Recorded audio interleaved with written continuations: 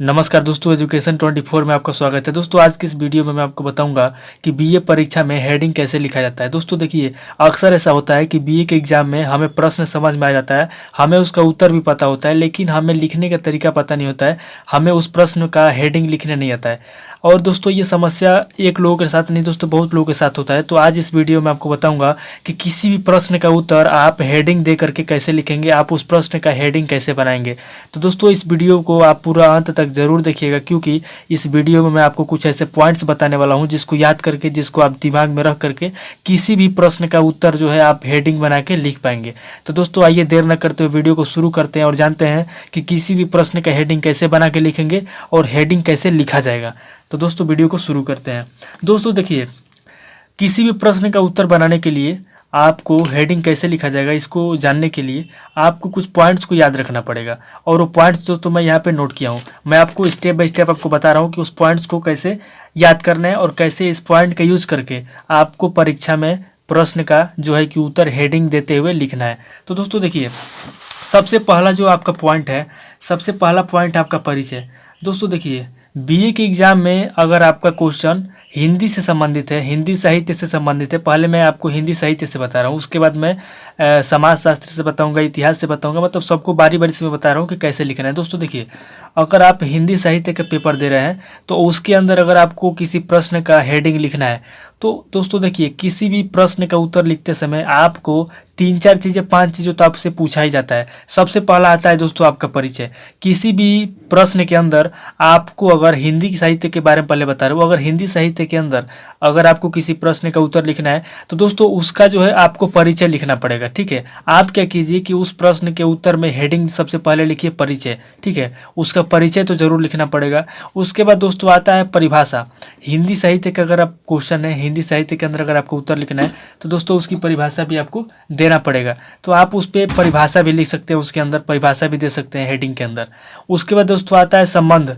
तो दोस्तों इसके अंदर, संबंध के अंदर आप नहीं भी लिखेंगे तो चलेगा, आप क्या कर सकते हैं, आप दोस्तों कार्य आप लिख सकते हैं, क्योंकि हिंदी साहित्य के अंदर पूछा जाता है कि बताइए कि कालिदास ने कौन कौन से कार्य किए, कालिदास के कार्यों का उल्लेख कीजिए या तुलसीदास के कार्य का उल्लेख कीजिए। ये इस तरीके के जो प्रश्न आते हैं तो उनमें आप बना के लिख सकते हैं कि उन्होंने क्या कार्य किया। ठीक है, उसके बाद से दोस्तों उसमें आपको राजनीतिक स्थिति, आर्थिक स्थिति, सामाजिक स्थिति तो नहीं पूछी जाती है, हाँ उसमें आपको महत्व पे प्रकाश डालने के लिए जरूर कहा जाता है। तो दोस्तों ये पॉइंट भी आप याद कर सकते हैं। अगर आप हिंदी साहित्य के अंदर परीक्षा दे रहे हैं तो किसी भी प्रश्न का अगर आपको उत्तर लिखना है तो सबसे पहले आप परिचय लिख सकते हैं, उसकी परिभाषा लिख सकते हैं, उनका संबंध लिख सकते हैं या उनका कार्य लिख सकते हैं। उसके बाद से आपको महत्व लिखना जरूरी होता है, क्योंकि हिंदी साहित्य के अंदर आपको महत्व पर प्रकाश डालने के लिए प्रश्न पूछा जाता है। तो आप क्या कर सकते हैं, आप लिख सकते हैं किसी, जैसे कालिदास के कार्यों का उल्लेख कीजिए या कालिदास के महत्व पे, उनकी रचनाओं के महत्व पे प्रकाश डालिए।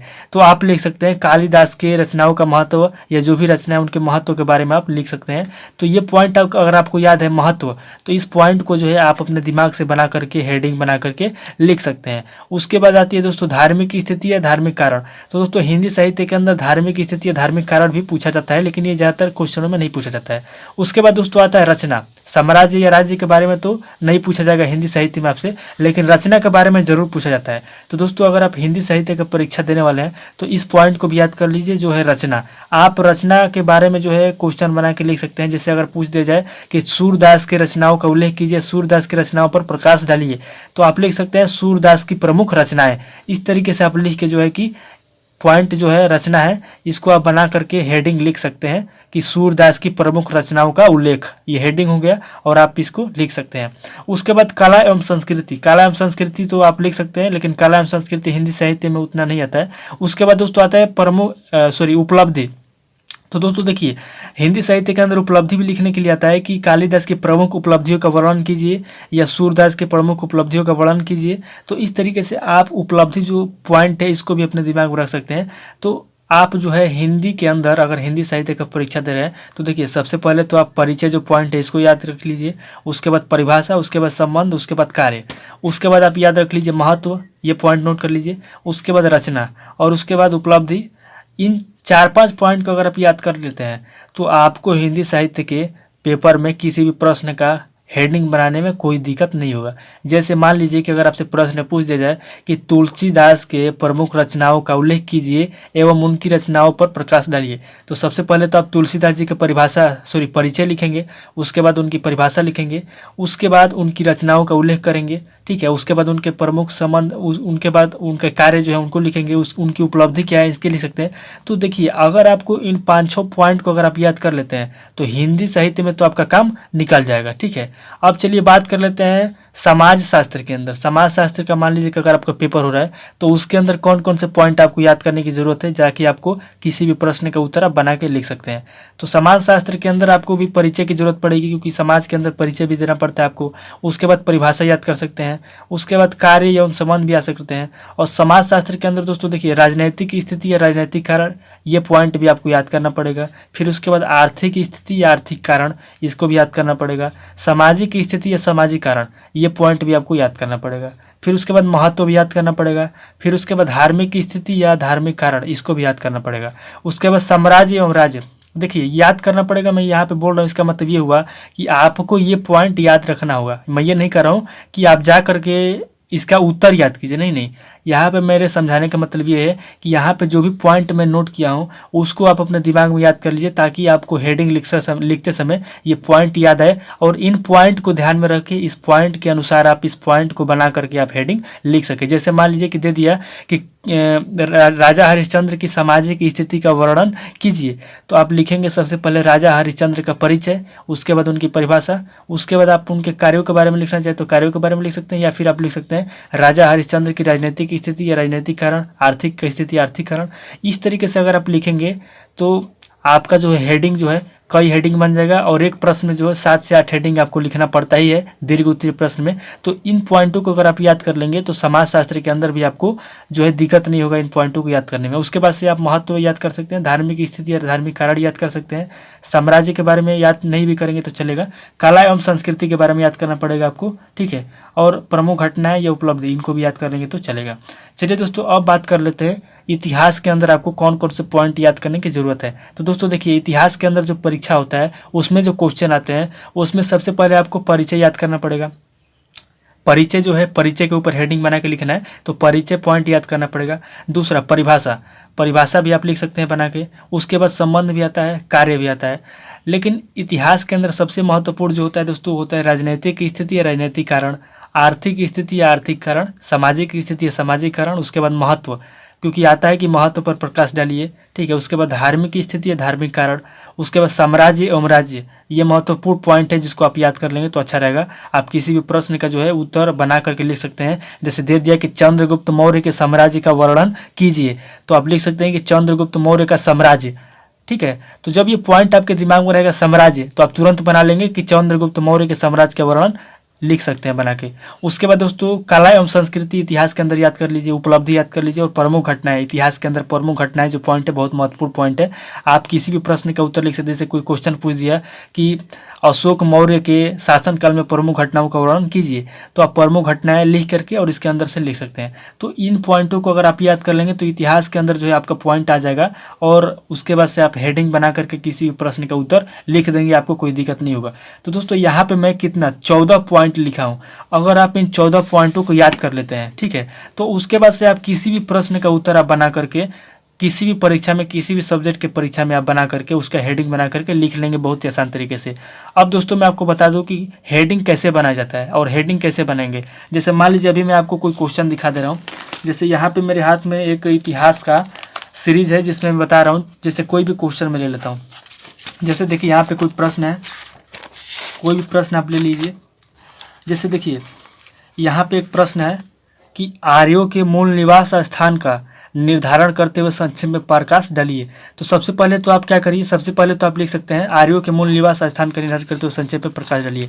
तो सबसे पहले आप क्या लिख सकते हैं, आर्यों का परिचय लिख सकते हैं। देखिए मैं यहाँ पे बता दे रहा हूँ। सबसे पहले आप क्या करेंगे, सबसे पहले आप यहाँ पे बनाएंगे, यहाँ पे हेडिंग लिखेंगे दोस्तों।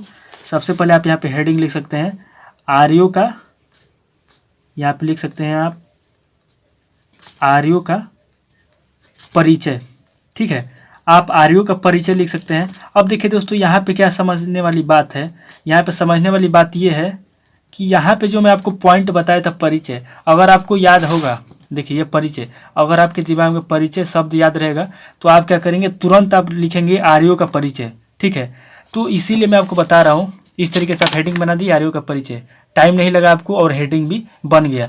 फिर उसके बाद मान लीजिए अगर पूछ दिया जाए कि आर्यों के राजनीतिक स्थिति का वर्णन कीजिए, जैसे पूछ दिया जाए कि आर्यों के राजनीतिक स्थिति का वर्णन कीजिए, तो यहाँ पे आप तुरंत लिख सकते हैं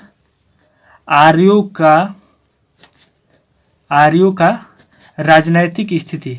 ठीक है दोस्तों, आप तुरंत जो है उस पॉइंट को अपने दिमाग में रखेंगे और तुरंत जो है उसकी स्थिति का वर्णन कर देंगे। इस तरीके से आप तुरंत उसकी स्थिति का वर्णन कर देंगे। इस तरीके से आप पॉइंट को याद करके, और जैसे इतिहास का है चाहे किसी भी सब्जेक्ट का प्रश्न है, तो इन पॉइंट के अनुसार बस आपको इन पॉइंट को याद रखने की ज़रूरत है, जो 14 पॉइंट में लिखा हूँ। उसके बाद से आप किसी भी प्रश्न का जो है कि इन पॉइंटों में से ही आएगा, उसके बाद से आप उस प्रश्न के अनुसार हेडिंग बना के लिख देंगे, आपको कोई दिक्कत नहीं होगा।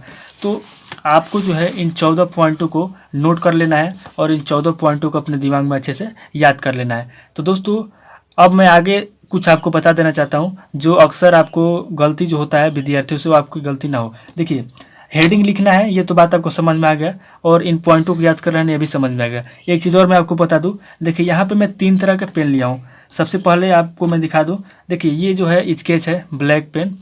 हेडिंग लिखने के लिए अक्सर परीक्षा में जो है स्टूडेंट क्या करते हैं कि वो कई तरह के पेन यूज़ करते हैं। उसके बाद कुछ लोग जेल पेन यूज़ करते हैं, ये भी एक ब्लैक पेन है वाइट वाला, जो अक्सर यूज़ करते हैं परीक्षा में। उसके बाद ये ब्लैक पेन है जो स्केच बोलते हैं। उसके बाद ये बाल पेन है। दोस्तों देखिए होता क्या है कि परीक्षा के अंदर अगर आप, सबसे पहले मैं स्केच से लिख के बताऊँगा।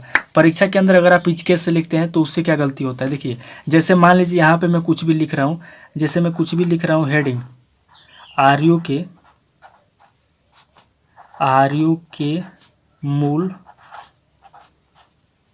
तो दोस्तों देखिए इससे क्या होता है कि अगर मैं इस साइड कुछ भी लिख रहा हूँ, ठीक है, अगर मैं इस साइड कुछ भी लिख रहा हूँ तो इस पेज के दूसरे साइड भी इसके शब्द उतर जाते हैं, स्याही उतर जाती है, जैसे इधर भी स्याही उतर जाती है। तो ये गलती आपको नहीं करना है, क्योंकि अगर ये गलती आप करेंगे तो इससे आपके दूसरे साइड के जो शब्द है वो भी खराब हो जाते हैं। अब दूसरे पेन की बात करते हैं दोस्तों, ये भी जो है कि स्केच की तरह ही है। तो इससे अगर आप लिखते हैं, जैसे यहाँ पे कुछ भी मैं लिखता हूँ, अगर इससे भी आप लिखते हैं तो इससे भी क्या होता है कि आपके पेज के दूसरे साइड जो शब्द हैं, ये शब्द जो है उतर जाते हैं। तो इन पेनों का आप यूज़ बिल्कुल मत कीजिए दोस्तों, क्योंकि इससे आपके शब्द खराब हो जाते हैं। ठीक है, देखिए पेज के दूसरे साइड में उतरते हैं, पेज के दूसरे साइड में जो है कि स्याही आपकी उतरती है, इससे आपके दूसरे शब्द खराब हो जाते हैं। अब दोस्तों बाल पेन से लिखते हैं। दोस्तों बाल पेन सबसे बढ़िया होता है एग्जाम के अंदर लिखने के लिए, क्योंकि बाल पेन से अगर आप लिखेंगे तो आपके जो शब्द हैं वो दूसरे पेज पे नहीं उतरते हैं। तो इस बात को आप बिल्कुल याद रखिएगा, आप बाल पेन से लिखिएगा, इससे आपके शब्द खराब नहीं होंगे। ठीक है, देखिए बाल पेन का नहीं उतरा, स्केच का और इसका उतर गया। तो आपको बाल पेन से लिखना है और परीक्षा में जो है स्केच का यूज़ नहीं करना है। ठीक है, तो दोस्तों इस वीडियो को यहीं पे क्लोज करते हैं। और ये जो मैं आपको बताया हूँ 14 पॉइंट, जिनको आपको दिमाग में रखना है, और इसी पॉइंट में से आपको जो कोई भी क्वेश्चन मिलता है, इसी पॉइंट का यूज करके आपको जो है मिला जुला करके हेडिंग लिखना है। और आप याद रखिएगा दीर्घ उत्तरीय क्वेश्चन के अंदर आपको कम से कम 7 से 8 हेडिंग लिखना है। ठीक है, तो दोस्तों आज के लिए इतना ही काफ़ी है। अगर आप इस चैनल को अभी तक लाइक नहीं किए हैं, सब्सक्राइब नहीं किए, तो प्लीज़ सब्सक्राइब कर लीजिए, बेल आइकन को प्रेस कर दीजिए और इस वीडियो को शेयर करिए, ताकि बीए के अंदर जो भी स्टूडेंट परीक्षा देने वाले हैं उनकी हेल्प हो।